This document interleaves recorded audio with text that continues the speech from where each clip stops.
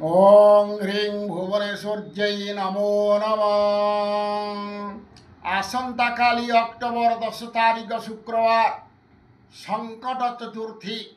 यही दिनटी होउची गणेशंकर। जदि आपणकर पिलामानकर पाठ होउनाही, पाठ भल पढ़ुनाहांती, ताहले एई चतुर्थी रे बरदा गणेशंकर पूजा करंतु।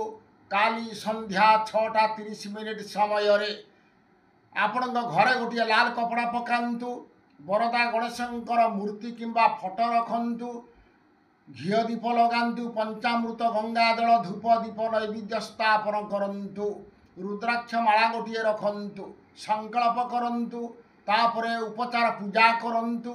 पूजा कर सारी बरदा गणेश को 21 लड्डू समर्पण करंतु।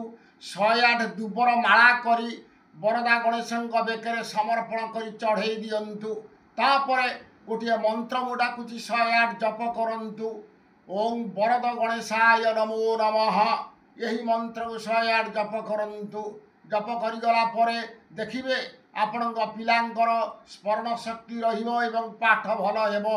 एई प्रयोग तंत्र शास्त्र रही अछि। रहुची नमस्कार।